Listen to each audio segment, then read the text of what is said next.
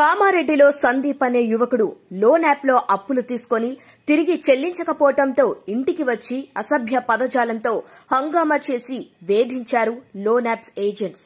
ఇక ఏజెంట్ల తీరుతో మనస్తాపం చెంది ఉరివేసుకుని ఆ యువకుడు ఆత్మహత్య చేసుకున్నాడు.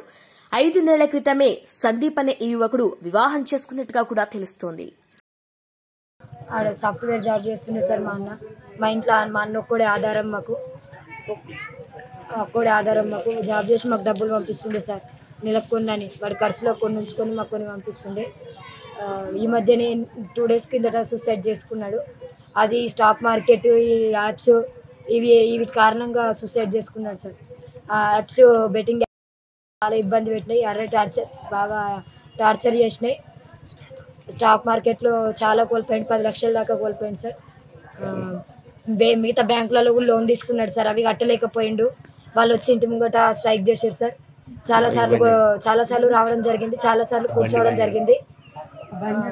2-3 టైమ్స్, ఒక 4 టైమ్స్ అట్లా కూర్చున్నారు సార్ ఇంటి ముందట. వాడు ఆ బాధని భరించలేకపోయింది సార్. మా అన్న మానసికంగా లోపల ఒత్తిడి భరించిండు. బాగా అప్పుల ప్రెజర్ వల్ల తట్టుకోలేక సూసైడ్ చేసుకోవాల్సి వచ్చింది. ఈ యాప్స్, బెట్టింగ్ యాప్స్ ఏవైతే ఉన్నాయో అవి బాగా టార్చర్ చేశారు. ఫోన్లలో చేయడము, వాళ్ళని బ్లాక్మెయిల్ చేయడము, వాడిని ఎర్రర్గా టార్చర్ చేయడము బాగా చేశారు సార్.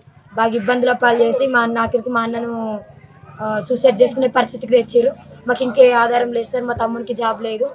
మమ్మల్ని బతికేందుకు మాకు మా నాన్న మెంటల్గా డిస్టర్బ్ అయిపోయిండు.